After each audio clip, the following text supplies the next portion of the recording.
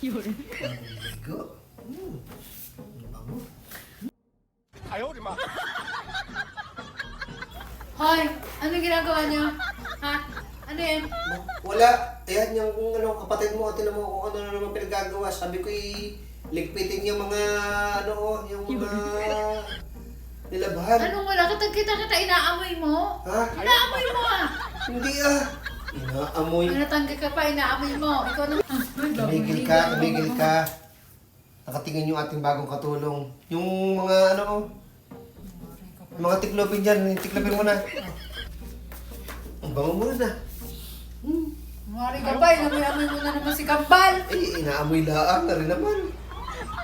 Sabihin mo sa kanya yan, tiklopin niya mga Sige, amoy ka rin amoy. Amoy ka ng amoy. Inamoy na naman yun. Tutuwa kasi ako pagka mabango. Tingnan mo, kagaya mo, ang bango. Nakita mo na bago ligo yung kapatid ko. Ako din tingnan mo bago ligo din ako. Oh. Tara, sumama ko sa kwarto. Hindi. Uy, uutuin mo na naman ako tapos... Bakit? Oto-oto ka ba? Hindi! Pala naman ay hindi. Tara, sumama. Gawin mo, inamoy-amoy yun. Mabango na. Mabango. Ako pag ganyan, pag bagong ligo ako, hindi mo ako ginaganyan. Inaamoy kita. Kaya nga, tingnan mo. Bakit anong amoy ko? Teka, anong amoy ko? Ang bango. Anong amoy ni Kambal? Amoy palmolive.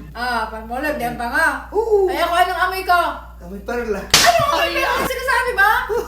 Ha?